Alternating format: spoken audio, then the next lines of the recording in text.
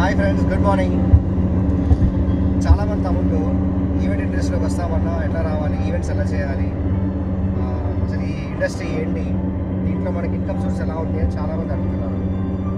దాన్ని బేస్ చేసుకుని నేను ఇవాళ ఈవెంట్ మన ఈ వీడియోస్ అనేవి చేయడం జరుగుతుంది. ఫస్ట్ ఆఫ్ ఆల్ ఎవరికైనా చెప్పేది ఏంటంటే, మీరు ఈవెంట్ ఇండస్ట్రీ కాదు, ఎటువంటి ఇండస్ట్రీ అయినా సరే, మార్కెట్లో ఉన్న ఎటువంటి ఇండస్ట్రీలో కానీ అడుగు పెట్టాలన్నా, ఒక 4 నాలుగు వెనకాల వేసుకోవాలన్నా, అంటే ప్రతి ఒక్కరికి ఆలోచన ఉంటుంది. నేను ఏదో చేయాలి, నేను కెరీర్లో డెవలప్ అవ్వాలి, నేను ఫ్యూచర్లో ఆ వర్క్ చేయాలి, ఈ వర్క్ చేయాలని చాలామంది ఉంటారు.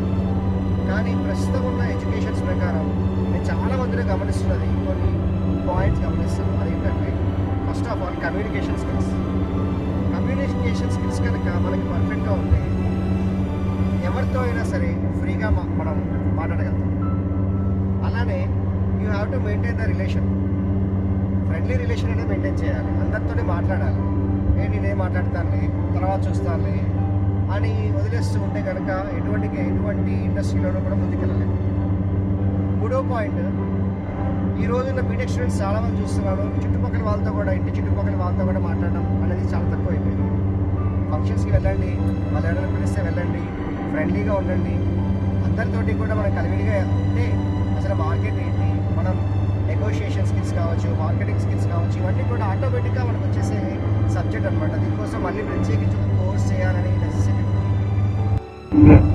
సో ఫస్ట్ ఆఫ్ ఆల్ మనం కమ్యూనికేషన్ స్కిల్స్లోకి వస్తే మనకి రిటర్న్ కమ్యూనికేషన్, వర్బల్ కమ్యూనికేషన్ అనేది చాలా ఇంపార్టెంట్.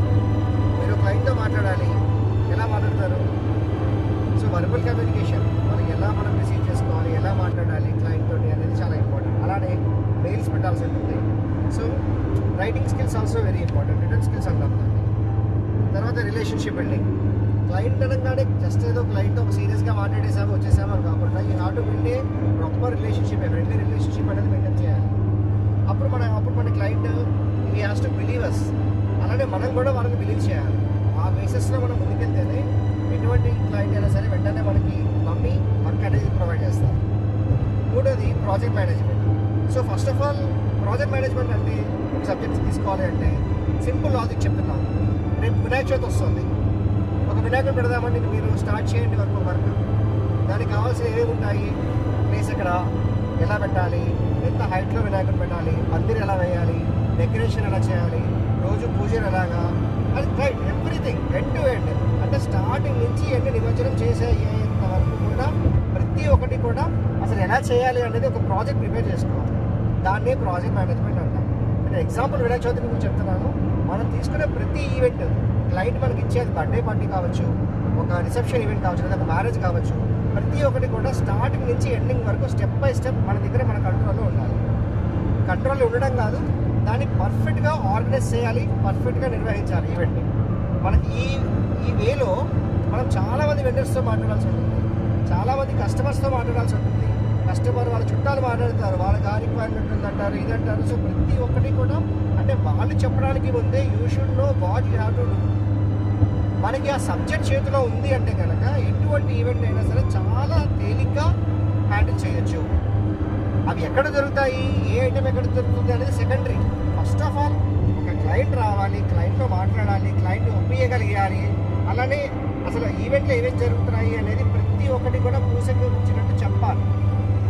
ఈ విషయాలు కనుక మన దగ్గర సబ్జెక్ట్ ఉంటే, ఈ ఇండస్ట్రీ కాదండి, మీరు ఈవెంట్ ఇండస్ట్రీ కాదు, ఎటువంటి ఇండస్ట్రీలో అడుగుపెట్టినా సరే these are basic important things. నేను వినాయక చవితి అందుకనే నేను మీకు ఎగ్జాంపుల్ తీసుకున్నాను. మీరు వినాయక చవితి కింద మీరు స్టార్ట్ చేయండి ఈవెంట్ ఇండస్ట్రీలోకి రావాలి అనుకుంటే, లేదా మీరు ఎటువంటి జాబ్ చేయాలనుకున్నా సరే ప్రతి బిజినెస్లోనూ ఉన్న రిక్వైర్మెంట్స్ ఇవి. సో ఈ రిక్వైర్మెంట్స్ మనం ఫాలో అవ్వగలిగితే ఎక్కడైనా సరే సక్సెస్ మీకు వస్తుంది. So all the best. Next కూడా నేను మీకు ఫ్యూచర్లో చాలా వీడియోస్ అందిస్తాను. క్లయింట్ హ్యాండ్లింగ్ ఎలాగా, మన మార్కెటింగ్ ఎలా చేసుకోవాలి, ఈవెంట్కి సంబంధించిన మార్కెటింగ్ ఎలా చేసుకోవాలి, మనకు కావాల్సిన ప్రాప్స్ కావచ్చు, మనకు కావాల్సిన డెకరేటర్స్ కావచ్చు, ఎక్కడ దొరుకుతారు. తర్వాత ఈరోజు చూస్తే మీరు అంతా కూడా లైక్ ఆర్టిఫిషియల్ ఇంటెలిజెన్స్ బేస్ చేసుకుని కూడా ఈవెంట్స్ చేస్తారు. సో దానికి సంబంధించిన వర్క్స్ ఏమిటి, ఇన్వాయిస్ సంబంధించిన టూల్స్, ఎటువంటి టూల్స్ మనం మెయింటైన్ చేయాలి. నాట్ ఓన్లీ ప్రతి ఒకటి కూడా సబ్జెక్ట్ మన దగ్గర ఉంటేనే మనం ఏ ఈవెంట్ అయినా ఈజీగా చేయగలుగుతాం. ఓకే, ఒక సౌండ్ సిస్టమ్ కావాలి. అసలు సౌండ్ సిస్టమ్ ఎన్ని రకాలు ఉన్నాయి, ఏ సౌండ్ సిస్టమ్ పెడితే ఎవరికి యూజ్ అవుతుంది. ఎగ్జాంపుల్, చిన్న ఈవెంట్ జరుగుతుంది, ఒక 30 మంది ఈవెంట్.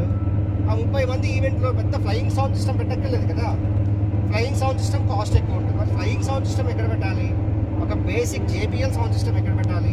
డీజే ఎక్కడ పెట్టాలి? దాంట్లోనే పేర్లు ఏవేంటి, ఎటువంటి సౌండ్ ఎలా అవుతుంది?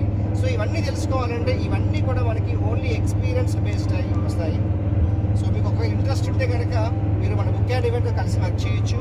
యాజ్ ఇంటర్న్ కింద వర్క్ చేయొచ్చు, లేకపోతే యాజ్ వాలంటీర్ కింద మీరు వర్క్ చేయొచ్చు మనతోటి. ఇంకెందుకు ఆలస్యం, ముందు కూడా if you want to learn, if you want to come in to the event industry, I will be helping you out. Not only me, we have our team, book and event team చాలామంది ఉన్నారు in pan India. అందరూ కూడా మీకు video support చేస్తారు. మీకు ఎటువంటి questions ఉన్నా సరే మీరు కామెంట్స్లో అప్డేట్ చేయండి. We will be here to help you out. Thank you.